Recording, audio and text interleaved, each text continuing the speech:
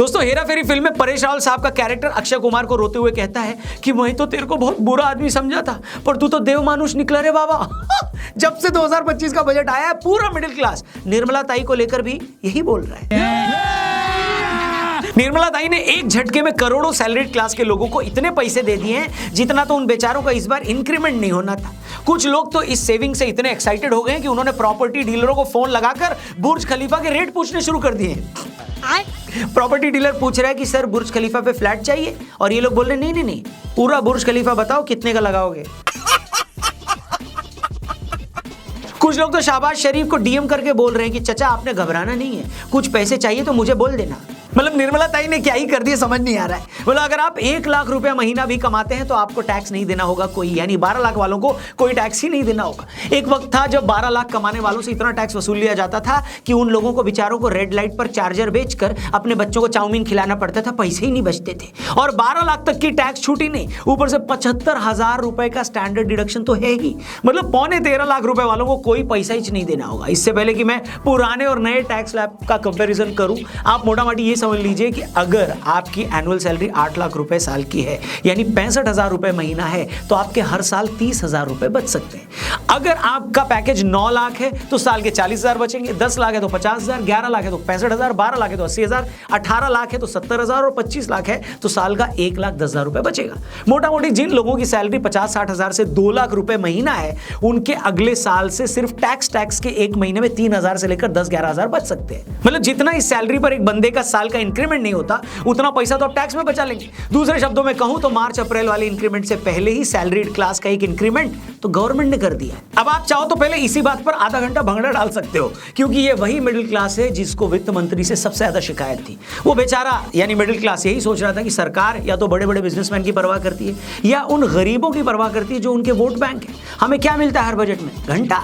लेकिन ऐसा लगता है कि प्रयागराज में लगे महाकुंभ का असर निर्मला ताई पर भी हुआ है। उन्हें भी लगा कि महाकुंभ के इस सीजन में हम भी मिडिल क्लास को टैक्स में बड़ी छूट देकर अपने कुछ पाप धो सकते हैं। मगर इससे पहले कि मैं आपको डिटेल में बताऊं कि इस बार टैक्स स्लैब में क्या क्या बदलाव हुए हैं और आपसे जुड़ी ऐसी कौन सी चीजें जो सरकार ने सस्ती कर दी है, आपको एक इंपॉर्टेंट बात बताने जा रहा हूं, ध्यान से सुनिएगा। जैसे गवर्नमेंट ने इस बजट में भी इकोनॉमिक ग्रोथ और इनोवेशन पर फोकस किया है, वैसे ही जॉब मार्केट भी एआई और ऑटोमेशन की वजह से लाइटनिंग स्पीड से बदल रही है। 2004 में एनवीडिया की अर्निंग सिर्फ $100 मिलियन थी। आज 2025 में ये सिर्फ 12 घंटे में इतना कमा ले रहे हैं। ओपन एआई और यूट्यूब भी एआई की वजह से ग्रो कर रहा है। एआई सिर्फ फ्यूचर ही नहीं, ये आज के प्रेजेंट को भी रीशेप कर रहा है। अगर आप एआई इग्नोर करते हैं तो आउटडेटेड स्किल्स के साथ पिछड़ सकते हैं दोस्तों, जबकि आपका कोलीग एआई का यूज करके आगे निकल रहे होंगे। ये आप देखिए, मैसेज बिल्कुल क्लियर है दोस्तों। अगर आप अपने स्किल्स को अपग्रेड नहीं करोगे तो पीछे छूट सकते हो। इसलिए मैं आपको रेकमेंड करने जा रहा हूं एक 3 hour hands on AI training. Usually paid होती है, लेकिन पहले 1000 लोगों के लिए बिल्कुल फ्री है। सीखें कैसे एआई का यूज करके अपने काम को ऑटोमेट कर सकते हैं आप, और प्रोडक्टिविटी को कैसे बढ़ाएं। Data analysis, Excel reading and summarising long articles and financial statements, making PPTs, ऐसी कई सारी चीजें जो आसानी से आप कर सकते हो। 25+ एआई टूल्स सीखें जो आपको data analysis, business strategies frame करना और अपना पर्सनल ब्रांड बनाने में भी मदद करेंगे। ये वर्कशॉप ऑलरेडी 10 लाख से ज्यादा लोगों ने अटेंड किया है और अपने करियर में वो लोग आगे बढ़े हैं। लिंक डिस्क्रिप्शन और पिन कमेंट में दिया है। अभी जाकर वहां पर रजिस्टर करिए और व्हाट्सएप ग्रुप को भी ज्वाइन करिए ताकि टाइमली अपडेट्स आपको मिलेंगी। All the best. वीडियो में आगे बढ़ते हैं। तो दोस्तों बात यह है कि जैसे ये बजट सामने आया है, पूरा विपक्ष ये बोलकर इस बजट का विरोध कर रहा है कि ये बजट तो बेरोजगारी बढ़ाने वाला है। जब हमने पूछा कि बेरोजगारी कैसे, तो उनका जवाब था कि इस बजट में सरकार ने मिडिल क्लास को इतना कुछ दे दिया है कि अब विपक्ष के पास बोलने के लिए कुछ बचा ही नहीं है और विपक्ष बेरोजगार हो गया है। फिर से हम टैक्स की बात करें तो हमने आपको ये बता तो दिया है कि कितनी इनकम वाले का कितना टैक्स बचेगा। अब आपको ये भी बता देते हैं कि दूसरा कमाल सरकार ने किया क्या है।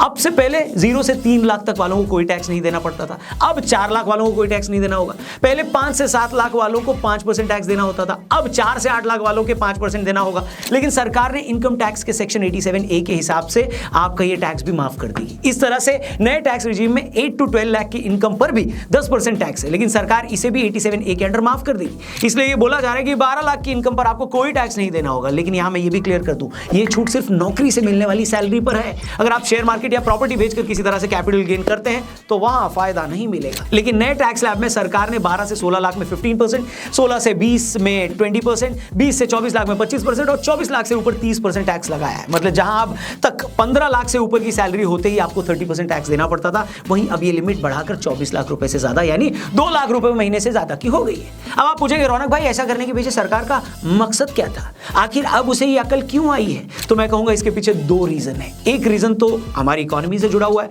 और दूसरा है पॉलिटिकल रीजन। तो पहले उसी पॉलिटिकल रीजन को मैं समझा देता हूं। तो बात बड़ी सीधी सी है दोस्तों, जून 2024 में जब लोकसभा के रिजल्ट आए और बीजेपी को उतनी सीटें नहीं मिली जितना वो सोच रहे थे कि मिलेंगी, तो खुद बीजेपी के लोगों का यह मानना था कि सैलरीड क्लास या मिडिल क्लास उससे नाराज है, क्योंकि मिडिल क्लास को लगता है कि सरकार हम पर ध्यान ही नहीं देती। अब इसे काउंटर करने के लिए कुछ तो करना था, इसलिए टैक्स में ये इतनी बड़ी रिबेट दी गई है। क्योंकि सरकार को यह बात भी समझ में आ गई कि भाई भले ही इस देश में इनकम टैक्स देने वाले लोग कम हैं और देश की आबादी के मुकाबले इनका परसेंटेज भी छोटा है, लेकिन ये वो लोग हैं जो ओपिनियन मेकर हैं, यही वो लोग हैं जो सोशल मीडिया से लेकर मेन स्ट्रीम मीडिया में सबसे ज्यादा एक्टिव हैं, वहीं पर ये सबसे ज्यादा हल्ला काटते हैं। इसलिए अगर हमने इस क्लास के लिए कुछ अच्छा भी किया तो उसी ओपिनियन को बनाने में मदद भी मिलेगी। दूसरे शब्दों में कहूं तो जो जून में आप लोगों ने 30-40 सीटें कम देकर सरकार को झटका दिया है, आज मिली टैक्स रिबेट उसी झटके का रिवॉर्ड है। अब आते हैं दूसरे रीजन पर, वो पूरी तरह इकोनॉमिक है। दरअसल कुछ टाइम से कंज्यूमर मार्केट में स्लो डाउन है, जिसे मार्केट की भाषा में एफएमसीजी सेक्टर कहते हैं। तो सरकार का आइडिया ये भी था कि जब हम लोगों को ये टैक्स रिबेट देंगे और उनको हर महीने 5 से 10 हज़ार रुपए अगर उनके बचेंगे तो वो बाजार में जाकर ज्यादा खरीदारी करेंगे। तभी आप देखेंगे कि बजट आते ही एफएमसीजी और ऑटो सेक्टर में उछाल आया है, क्योंकि बहुत से लोग हैं जो महीने के बचे इन्हीं 5-7 हज़ार रुपयों से छोटी छोटी गाड़ी की किश्त भी बंधवा लेंगे, बाजार में जाकर वो चीजें खरीदने लगेंगे जो अब तक नहीं खरीद रहे थे। इतना ही नहीं, सरकार ने बहुत सारी ऐसी चीजें भी इस नए बजट में सस्ती कर दी हैं जो वैसे तो सभी खरीदते हैं, मगर मिडिल क्लास इसका सबसे बड़ा मार्केट है। इस बजट के बाद आपके मोबाइल फोन सस्ते हो सकते हैं। इसके अलावा एलईडी टीवी, चमड़े से बना सामान, इलेक्ट्रिक व्हीकल्स, भारत में ही बने कपड़े सब सस्ते हो जाएंगे। मतलब सरकार कह रही है कि बेटा जो तुम्हें 5-6 हज़ार रुपया हमने महीने का दिया है, अब मोबाइल भी सस्ता कर दिया है, टीवी भी सस्ता हो गया, जाओ सिमरन जी लो अपनी जिंदगी। मिडिल क्लास आदमी के अलावा सरकार ने बुजुर्गों, किसानों, महिलाओं और यंग लोगों के लिए भी कई बड़े ऐलान कर दिए। हम ज्यादा डिटेल में नहीं जाएंगे, लेकिन मोटी मोटी बातें आप समझ लीजिए। अब होता यह था कि बुजुर्गों को अगर कोई इंटरेस्ट से इनकम होती थी तो सरकार उस पर 50,000 की छूट टीडीएस पर देती थी। अब ये लिमिट बढ़ाकर 1 लाख कर दी। जो लोग टैक्स फाइल करना भूल जाते थे वो पिछले 4 सालों का आईटी रिटर्न एक साथ फाइल कर सकते हैं। सबसे बड़ी बात, सरकार ने बहुत सारी कैंसर की दवाइयां सस्ती कर दी। अगले 3 साल में भारत के सभी जिलों में कैंसर के डे केयर सेंटर बनाए जाएंगे। इस साल बिहार में इलेक्शन है तो सरकार ने बिहार को इतना कुछ दे दिया है कि शहबाज शरीफ भी प्रेस कॉन्फ्रेंस करके बोल रहे हैं कि पाकिस्तान भी बिहार में ही आता है और उसका असली नाम पश्चिमी बिहार है। सरकार ने बिहार में national institute of food technology बनाने का ऐलान किया है। बिहार आईआईटी को एक्सपांड करने का भी प्लान है। बिहार को ही ध्यान में रखते हुए एक मखाना बोर्ड भी बना रहे हैं। हालांकि राहुल बाबा कह रहे थे कि मखाना कौन खाता है, बनाना ही था तो चिली पनीर बोर्ड या फिर मलाई चाप बोर्ड बनाया जाता है कि नहीं। इसके अलावा सरकार ने टीडीएस से जो इनकम होती थी उस पर टीडीएस की रिबेट को 6 लाख रुपए तक कर दिया है। किसानों के क्रेडिट कार्ड की लिमिट को 3 लाख से बढ़ाकर 5 लाख कर दिया है। अगर कोई किसान डेयरी और मछली पालन करना चाहता है तो उसे 5 लाख रुपए तक का लोन भी मिलेगा। युवाओं के लिए अगले 5 साल में मेडिकल की 75,000 सीटें बढ़ाई जाएंगी। देश के 23 आईआईटी इंस्टीट्यूट्स में देश में 6500 सीटें बढ़ाई जाएंगी। वहां पर सभी सरकारी मिडिल स्कूलों और प्राथमिक स्वास्थ्य केंद्रों को ब्रॉडबैंड से कनेक्ट किया जाएगा। युवाओं के लिए अगले 5 साल में मेडिकल की 75,000 सीटें बढ़ाई जाएंगी। एमएसएमई के लिए लोन गारंटी की लिमिट को 5 करोड़ से बढ़ाकर 10 करोड़ कर दिया गया है। मुझे पता है आप में से कुछ लोगों का इंटरेस्ट टैक्स स्लैब और टैक्स में मिली रिबेट के अलावा किसी चीज में नहीं होगा, और वो मैं समझ भी सकता हूं क्योंकि हम सब ऐसे ही हैं। लेकिन कभी कभी हमारे लिए एज ए कंटेंट क्रिएटर ये बताना जरूरी हो जाता है ताकि आप सबको पता लगे कि एक बजट कितने लोगों को इंपैक्ट करता है और कैसे ये बजट देश की तस्वीर बदलता है। ओवरऑल जितने भी एक्सपर्ट्स को मैंने अब तक सुना है वो बजट को अच्छा ही बता रहे हैं। बाकी आप लोग बताओ ना दोस्तों, स्पेशली सैलरीड क्लास अगर देख रहा है, हेलो, आप टैक्स में इतनी रिबेट पाकर खुश हैं या आपको लग रहा है नहीं अब भी कोई कमी रह गई है और आप मन में सोच रहे हैं कि यार निर्मला ताई अगर हर महीने